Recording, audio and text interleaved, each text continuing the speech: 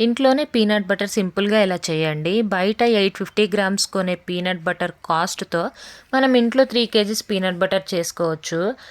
ఇది చేయడం చాలా ఈజీ. ఫస్ట్ పల్లీలని ఇలా వేయించేసుకోండి. బాగా వేగిన తర్వాత ఆయిల్ ఏం వేయాల్సిన అవసరం లేదు. ఇట్లా డ్రైగానే వేయించేసేయండి.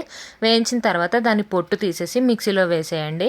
మిక్సీలో వేసేటప్పుడు లైట్గా సాల్ట్ యాడ్ చేసుకోండి. ఆ సాల్ట్ వేసామని మనకు తప్ప ఎవరికి తెలియదు, అంత తక్కువ సాల్ట్ యాడ్ చేసుకోండి.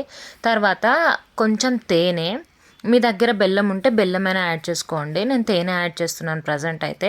ఆ తర్వాత టెక్స్చర్ కొంచెం బటరీగా ఉండడానికి నేను పల్లి నూనె యాడ్ చేశాను. రిఫైన్డ్ ఆయిల్స్ అస్సలు యూస్ చేయొద్దు, టేస్ట్ అస్సలు బాగోదు. ఇది గానుగ నూనె అంటారు కదా, అది అందుకే యాడ్ చేశాను. కావాలంటే మీరు బటర్ కూడా యాడ్ చేసుకోవచ్చు.